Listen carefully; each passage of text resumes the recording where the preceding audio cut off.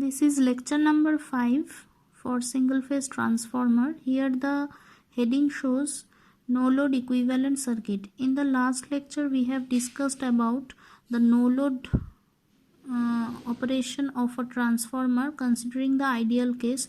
Here we will continue the same topic, and here we see how the circuit representation is done, which is said as equivalent circuit for a single phase transformer under no load condition.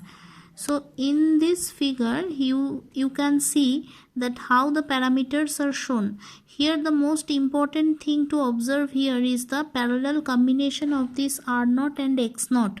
What are these two parameters? These two parameters are actually the equivalent representation of the magnetic core of the actual transformer.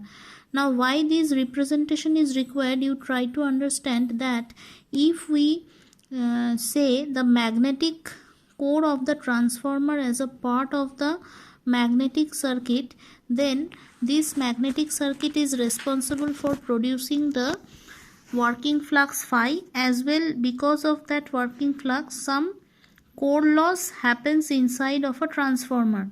Now how to represent that effect in actual calculation or in theoretical calculation? So for which, whenever in case of any practical transformer, you try to visualize, if we open a transformer, then it is not possible for us to distinguish where R0 is present and where X0 is present. These two combination are as if the equivalent representation of the magnetic core present within a practical transformer. These two parameters are valid only in mathematical calculation, because once we use any transformer or when the transformer is designed, some calculations and modelings are required, because without calculation, without the loss calculation, without efficiency calculation, a practical transformer is not possible to use. So that is why these R0 X0 branches are shown here in parallel with the supply V1, and these two branches are representing the magnetic core.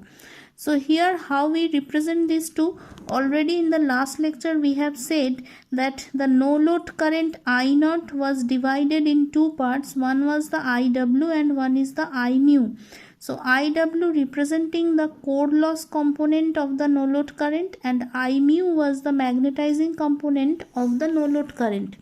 So here X0 is as if the equivalent reactance of the magnetic core, for which I mu, which is the magnetizing component of no load current, is shown passing through X0, and similarly R0 is the core loss component. So because of R0 we are actually getting the IW square R0 as the total core loss within the transformer. So in mathematical calculation, the representation of core loss is coming because of this R0 actually.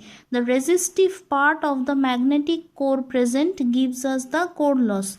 So now I hope you can understand what is the significance of representing R0 and X0 separately, but both together is actually representing the magnetic core, and that is why IW is shown flowing through R0 branch and I mu is shown flowing through X0 branch. These two currents together gives the total no load current I0.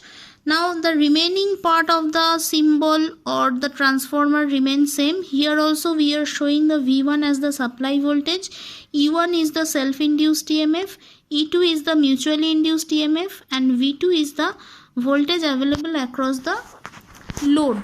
If there is no load present, then obviously there should not be any V2, or there is no question of flowing any I2 also. So this figure represents only the equivalent circuit of single phase transformer under no load condition. Now these equations already you have seen earlier. Here also, with reference to the last page figure, V1 can also be written as IW into R0, as well V1 can also be written as I mu into X0. Because these two branches are connected in parallel and both are across V1, so that is why these two can be written for V1, and core loss already I have said that it can be represented as IW square R naught, or it can also be said as V1 square by R naught. Now, after discussing about the ideal transformer under no load condition, we now concentrate on the practical transformer. What is practical transformer? A practical transformer is a transformer which deviates from the condition of ideal transformer. Why? Because the assumptions that we have made under ideal condition is not possible to achieve in practical transformer. None of the assumptions are possible to realize in practical transformer, because in a practical system always there present some losses. There should not be the windings cannot be possible to design without any resistance. So those assumptions holds good only for the ideal conditions, and all the assumptions here we will try to see that all assumptions will deviate, and we now discuss about the practical transformer operation as well the all calculations, all the circuits we will now onward discuss for practical transformer. Now, what is the practical transformer, which is actually the ideal transformer minus the assumptions we have made. That means here earlier we have said that no resistances present in the windings, but here for practical case we will see that whenever some number of turns present in a transformer, those number of turns obviously gives some amount of resistance. So primary side windings gives say R1 resistance, and secondary windings give say R2 resistance. So that means actually R1 represents the resistive part of the primary winding, and R2 represents the resistive part of the secondary winding, because in practical case any winding means it should be a combination of some resistance as well some inductance or reactance, because some number of turns whenever we use, it cannot be purely resistive, it cannot be purely inductive, so it should be a combined circuit. So that is why in this figure only we are showing that R1 and R2 and other parameters remain same, V1, E1, E2 and V2. Now what about the leakage reactance in detail? This part you please go through the notes that I have provided to you. In short, here I can say just I have said that any windings means some reactance or inductive reactance present. So for which in the next page figure we will see that the primary winding also should have x1 amount of inductance, and secondary winding should also have x2 amount of inductance. Now why these two inductances are present in detail you can go through that one of the assumptions that we have made was the permeability of the core was infinite, as well there is no leakage flux, but in actual transformer obviously some leakage flux should present, for which not whole of the flux is cut by the T1 turns and T2 turns. So primary leakage flux present as well secondary leakage flux present. Because of these two leakage fluxes, we represent the effect of this leakage flux in terms of some reactance present in the primary winding as well the secondary winding.